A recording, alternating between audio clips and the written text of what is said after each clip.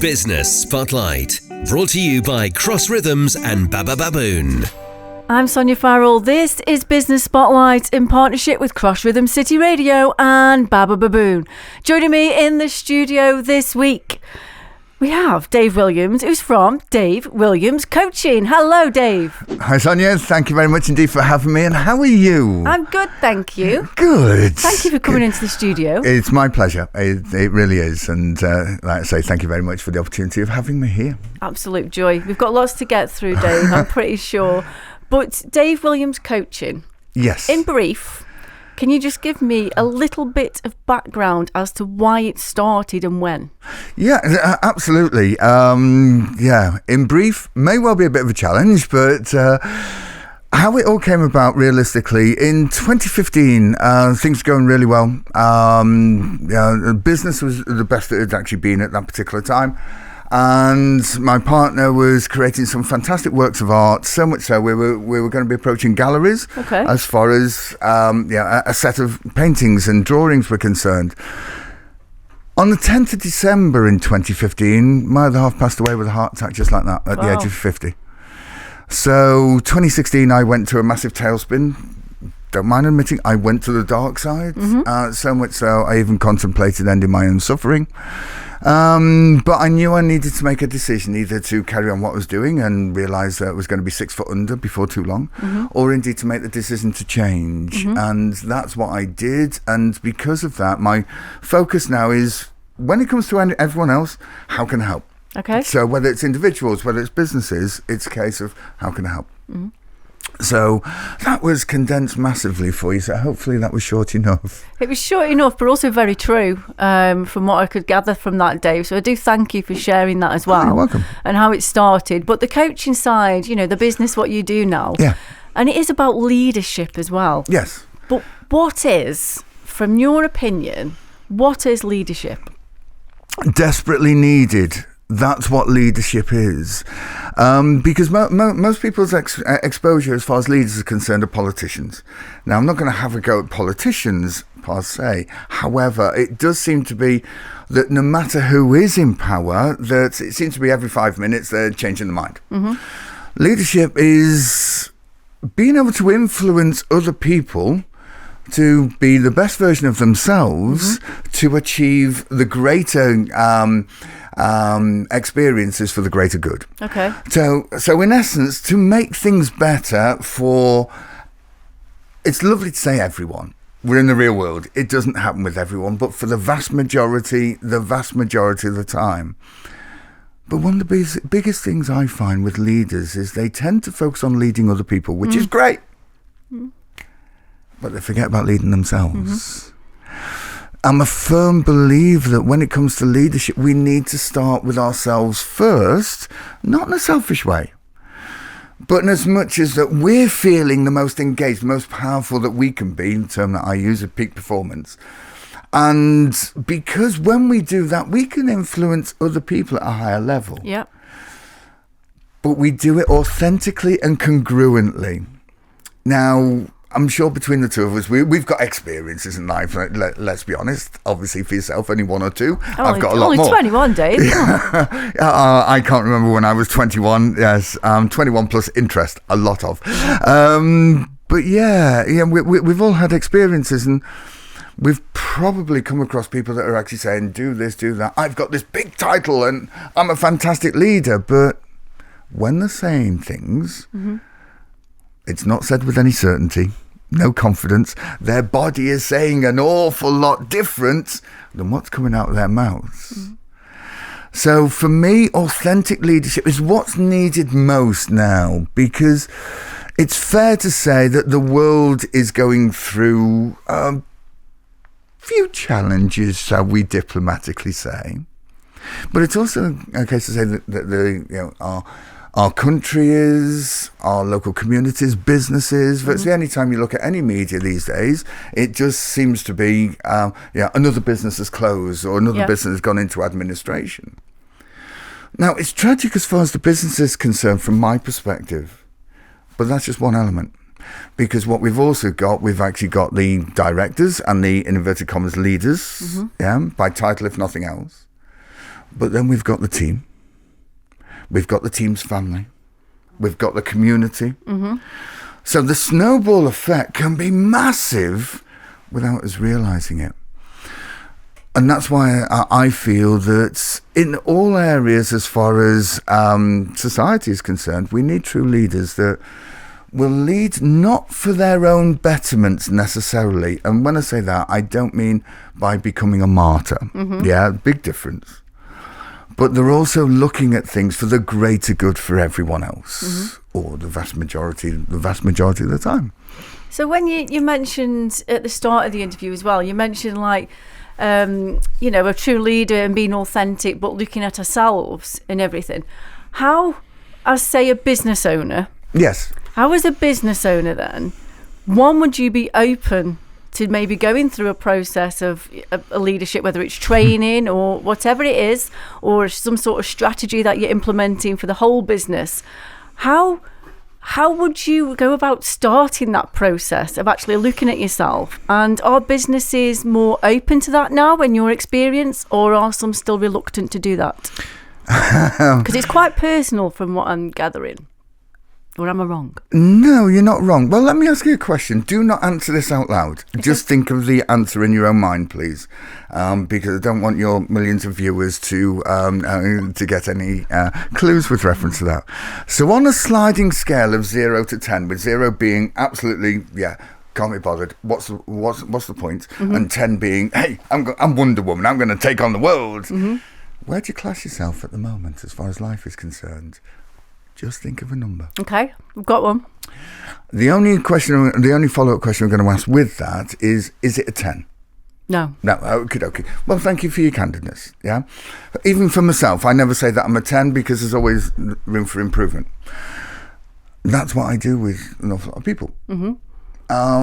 It's just nice and simple. So if, for argument's sake, I was having a chat with yourself about your particular business, it may well be... There would be different questions, but it may well be, how would things be better if you were performing at a 10? Mm-hmm.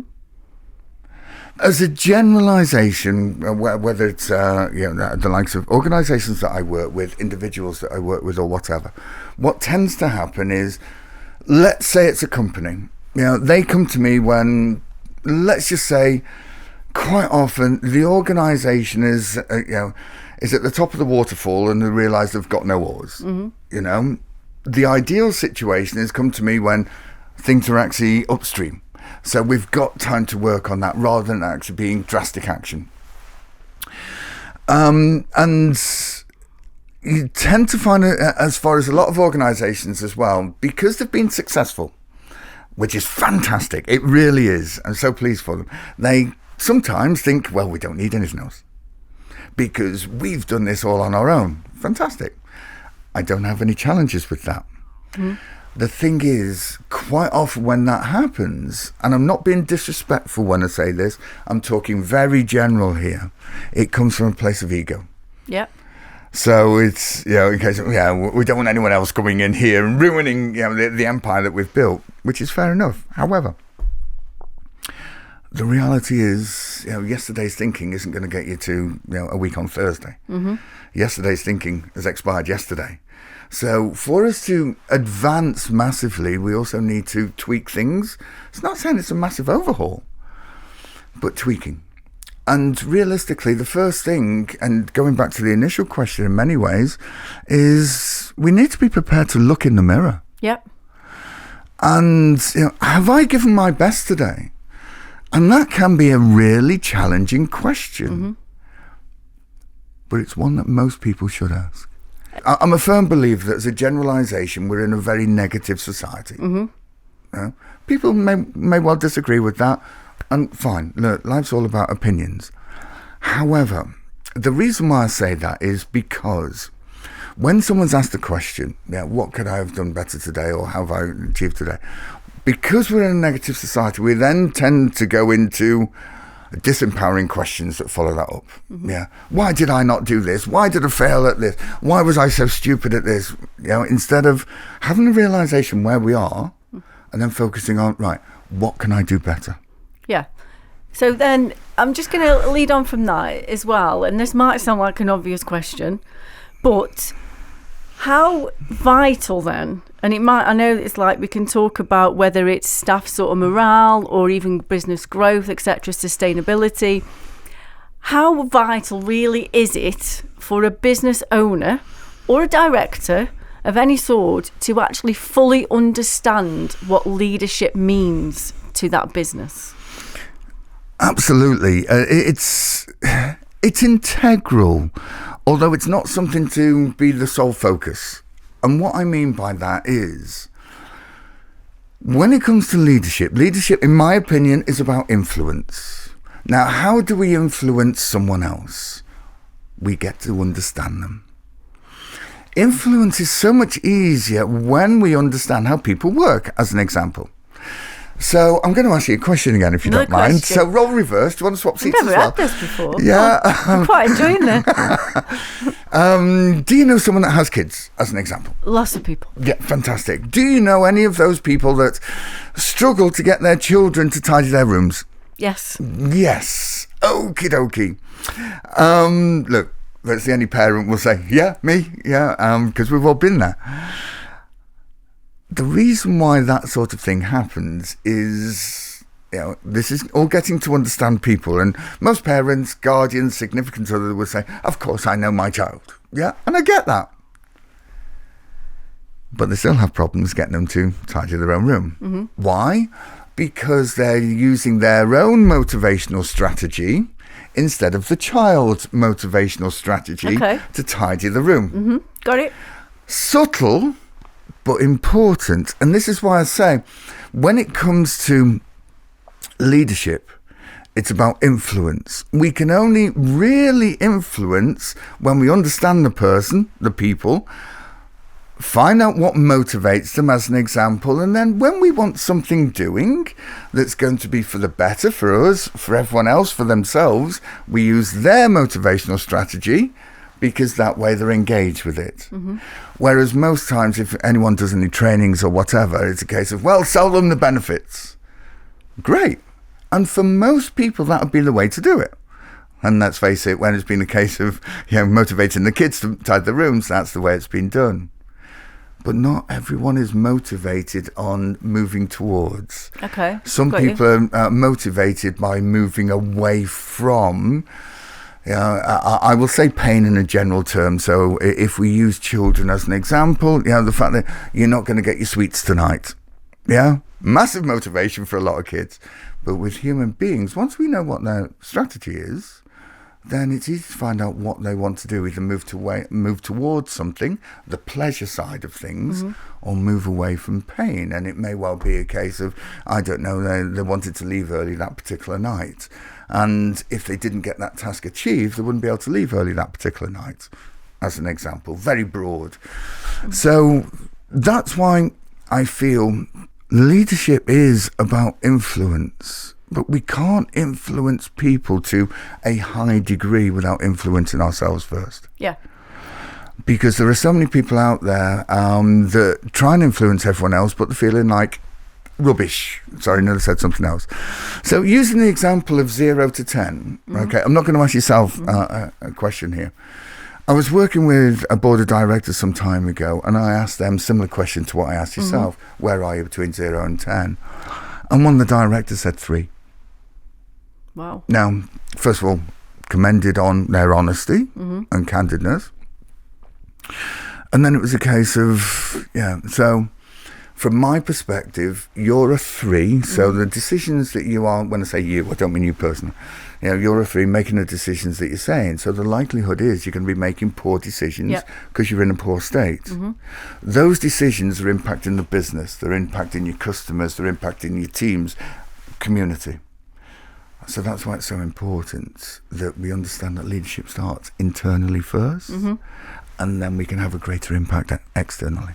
Okay, and then I'm just going to ask you something else, Dave, as well, before we actually wrap up for today. But I just want to ask you for the future, and again, your experience in doing your own business and everything. How do you see, again, I'm going to be talking about, it doesn't matter what size business for me as well, But what challenges, perhaps, can you foresee with going forward? And like I asked earlier, are business owners more receptive to understanding leadership now in 2026? Pretty much being the same, being perfectly honest. One of the reasons why I started off down this particular route, I was finding that when I started off in management and leadership, that was in 86. That's 1986, not 1886. So, and the reason why I continued down this particular route is the same challenges now what there were in 86. The same challenges are going to be the same in another 20 years. There's going to be a bit more awareness. And the thing is, one of the things, again, it's the mirror situation. We've got to be prepared to look in the mirror. Because so many people, leaders, and it doesn't have to be business leaders, I'm talking proper leaders here, they don't sleep at night because they're worrying about themselves, they're worrying about the team, they're worrying about making the right decision. And that's where the skills come into it, because there is an awful lot of help out there. So realistically, the need is massive. Taking action is the difficult bit, because it is so much about ego. I can't see the benefit of it. And realistically, any business, doesn't matter whether you're doing fantastically or whether you're really struggling, speak to someone.